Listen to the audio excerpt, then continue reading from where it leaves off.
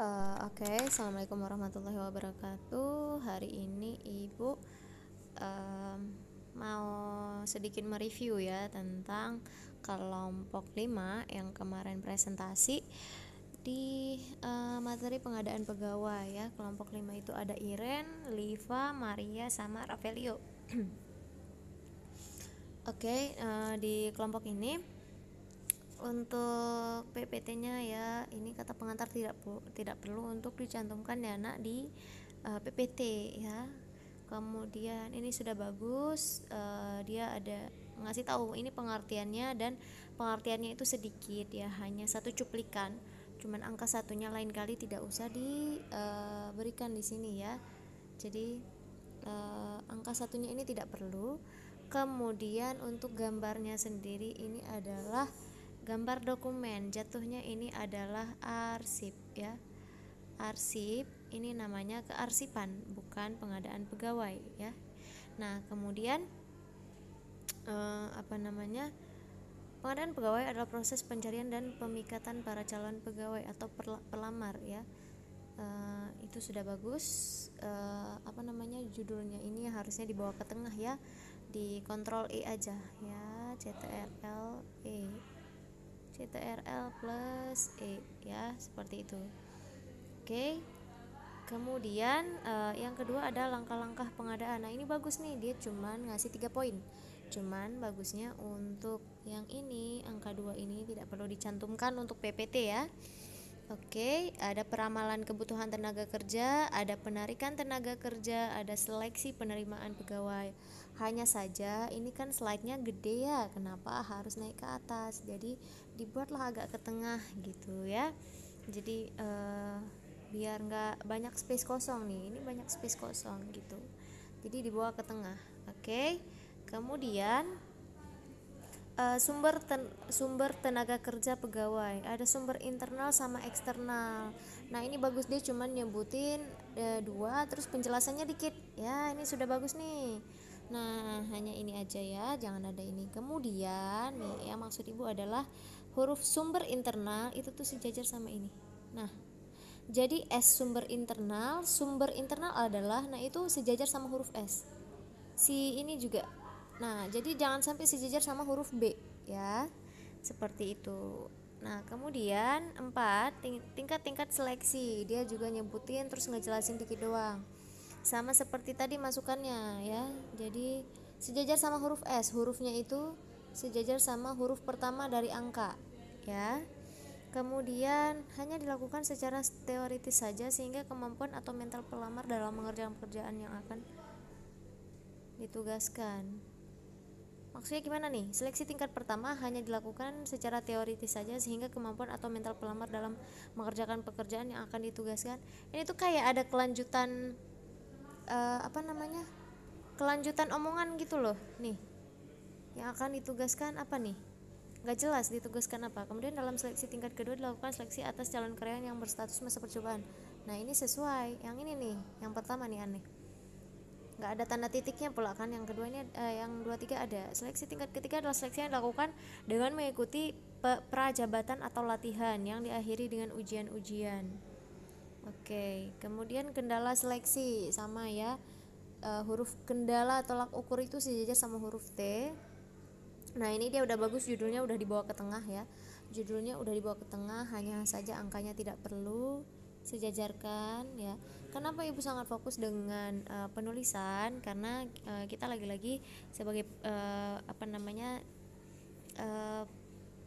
peserta didik ya, peserta didik kalian itu bersifat akademis, maka harus tahu secara akademiknya untuk membuat PPT itu seperti apa supaya kalian profesional, skill kalian itu dapat gitu ya.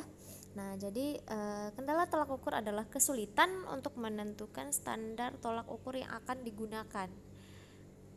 Oke, mengukur kualifikasi seleksi secara objektif. Kemudian kendala seleksi adalah kesulitan mendapatkan seleksi yang benar-benar qualified, jujur, dan objektif penilaiannya. Ini ada typo sedikit ya. Kendala pelamar adalah kesulitan untuk mendapatkan jawaban yang jujur dari pelamar. Oke. Kemudian penerimaan orientasi dan induk. Nah, ini bagus. Kenapa ibu bilang bagus? Dia sejajar. Ini bedanya kalau kalian pakai penomoran sama enggak. Cuman lagi-lagi ibu bilang jangan pakai simbol, pakailah angka 1, angka 2, angka 3, ataupun kalian pakai A, B, atau C ya, jangan pakai tanda seperti ini. Nah, kemudian kalian bisa lihat di sini. Ini dia hanya kopas dari Microsoft ya. Kalau tulisannya seperti ini dia hanya kopas dari Microsoft, karena ketika kalian menulis di PPT, kalian menulis A titik tolak ukur terus kemudian kalian enter, itu udah automatically menjadi penomoran. Kalau misalnya kalian bilang, Bu saya awalnya nulis gitu kok Bu, cuman karena saya mau nulis pengertian ini, karena saya mau nulis pengertian ini makanya saya hapus. Nah itu kalian bisa bikin A B C dulu sampai selesai, baru habis itu kalian ulang lagi, kalian enter di atas gitu ya. Nah kemudian penutup simpulan. Nah ada A di sini ya, di sini ada A, simpulan B nya kemana ya kan. Jadi nggak usah dibikin A, langsung aja simpulan, terus nggak usah ditulis penutup. Ini seakan-akan ada beranak pinak si penutup ini, padahal cuma simpulan. Jadi nggak usah, langsung aja simpulan ya gitu. Kemudian pengadaan seleksi memudahkan mendapatkan karyawan yang efektif dan efisien. Selain itu pengadaan pegawai yang dilakukan juga bertujuan. Di sini cuma dijelaskan tujuannya doang. Kalau namanya simpulan itu tiap-tiap slide itu menjadi satu poin gitu ya. Nih misalnya ini ada 6, berarti ada berapa slide ini? Satu nih pengertian, 2 langkah-langkah, 3 sumber tenaga, 4 tingkat seleksi, kemudian kendala sama penempatan. Berarti ada 6 dong. Nah, berarti simpulan ini harusnya ada 6 poin ya. Jadi poin yang pertama itu pengertian, kemudian poin yang keduanya itu tadi apa tadi? Ibu lupa lah. Yang ketiga baru habis itu tingkat-tingkat kayak gitu dijelaskan. Jadi tingkat-tingkatnya apa aja, jadi satu penggalan kalimat aja ya. Nah kemudian untuk soal itu taruhlah di slide lain ya, jangan dicampur adukan antara simpulan sama soal seperti itu. Cuman sudah bagus, sudah ada 4 soal, hanya supaya lain kali nanti soalnya lebih bersifat analisis. Jangan hanya sebutkan apa yang dimaksud, ada berapa tingkatan, sebutkan kendala. Itu teman-teman kalian nanti tinggal kopas-kopas aja dia dari internet ya kan. Nah jadi kasihlah pertanyaan-pertanyaan yang bersifat analisa. Misalnya contoh mau nanya tentang langkah pengadaan ya kan. Langkah pengadaan kalian bilang aja nih, ketika suatu perusahaan melakukan peramalan kebutuhan kerja, maka apa langkah selanjutnya yang harus dilakukan oleh perusahaan tersebut. Nah seperti itu ya. Nah jadi jangan sebutkan langkah-langkah. Yang sebenarnya tujuan dari pertanyaan yang ibu kasih tadi adalah untuk nyebutin, supaya orang-orang nyebutin langkah, tapi lebih bersifat analisa aja. Jadi dia menganalisa, oh si ini nanyanya ini loh, ternyata. Kadang dengan bahasa yang diplesetkan orang-orang jadi berpikir, tapi coba kalau misalnya sebutkan, orang-orang nggak usah mikir, oh ya udah langkah-langkahnya aja cantumin, tinggal kopas gitu ya kan. Seperti itu ya. Oke, seperti itu penilaian ibu untuk PPT dari kelompok 5 ya, kelompok 5. Mana? Gak dijelasin pula ini. Mana? Kelompok 5 ya, pengadaan pegawai itu kelompok 5. Kemudian untuk presentasi kalian kemarin ibu lihat masih belum ada perbedaan ya dengan kelompok yang lain. Jadi ibu lihat kalian masih by text menjelaskannya. Kemudian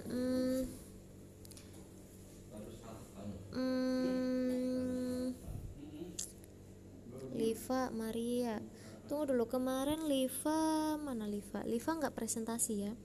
Liva nggak presentasi, itu cuman ada Rafael, kemudian Maria juga nggak ikutan ya. Ya, Liva sama Maria nggak ada, ini cuman Rafael sama Iren ya, kemarin cuman berdua, Rafael sama Iren. Terus Liva sama Maria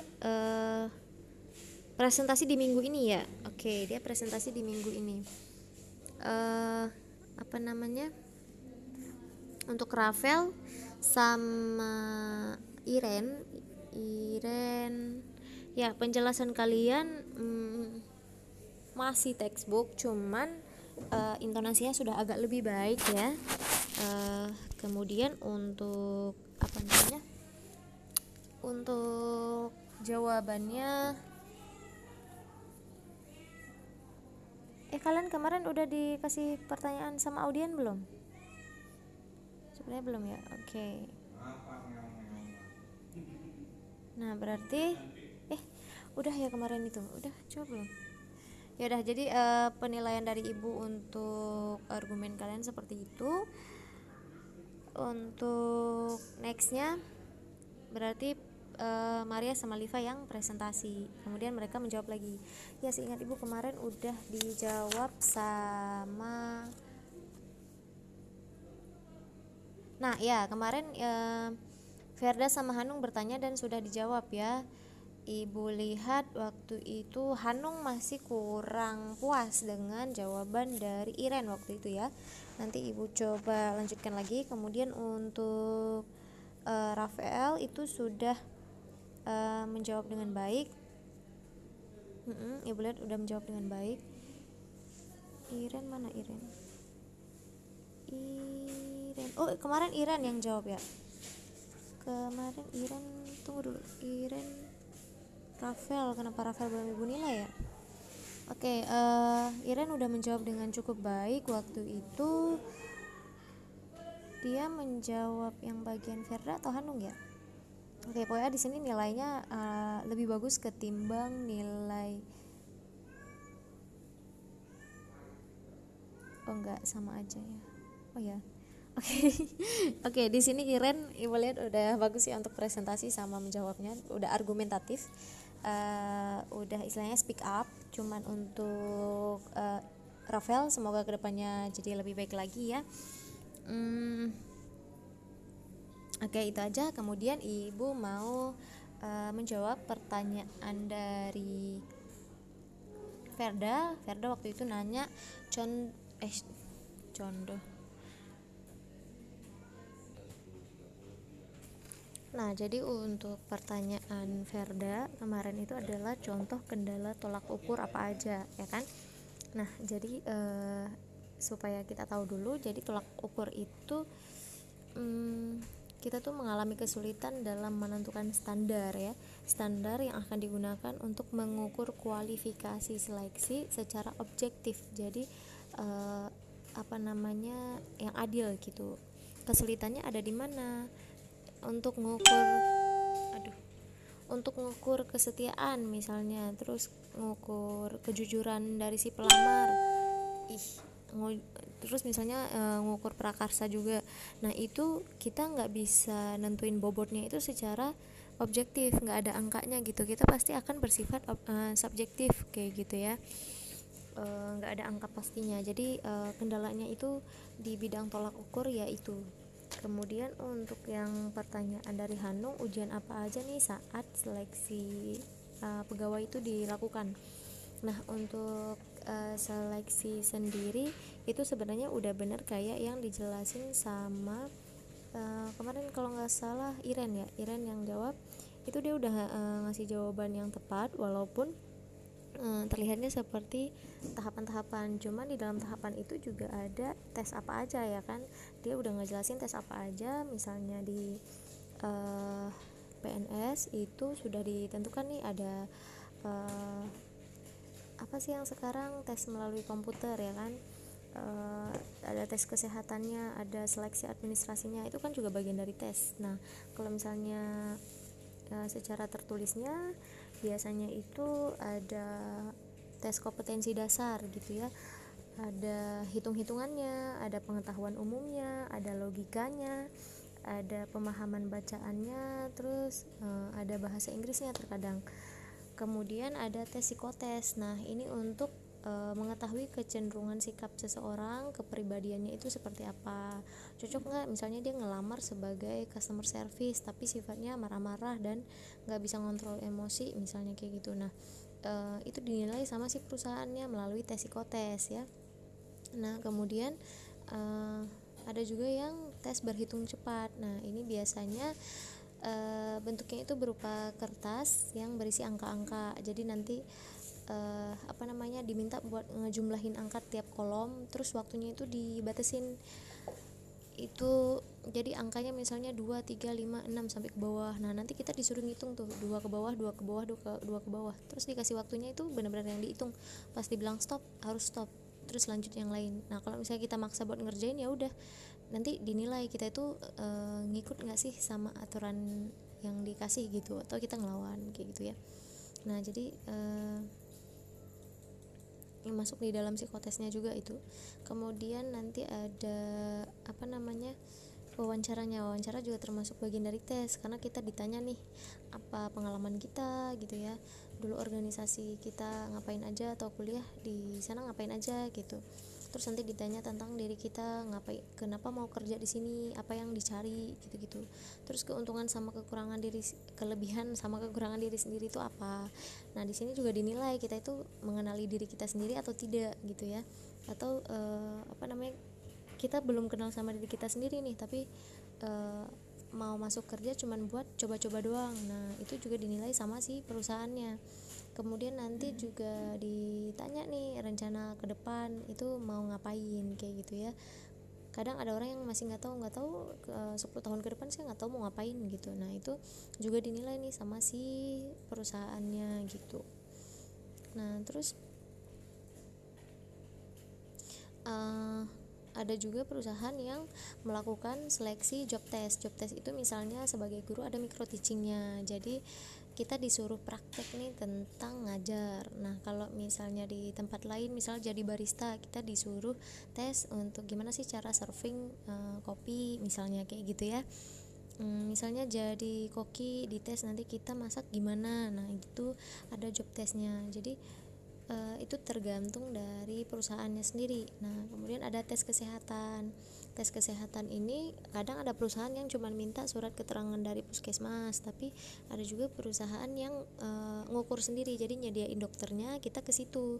Entah nanti yang diambil urinnya, atau mungkin dites rabunnya ya kan, atau mungkin tes biasa ditanya kesehatan dan sebagainya ya, pokoknya sesuai dengan prosedur perusahaan tersebut gitu ya. Jadi macam-macam tesnya itu adalah itu gitu ya. Seperti itu jawaban untuk Hanung ya. Oke, berarti untuk pertemuan ini Liva sama Maria yang akan presentasi.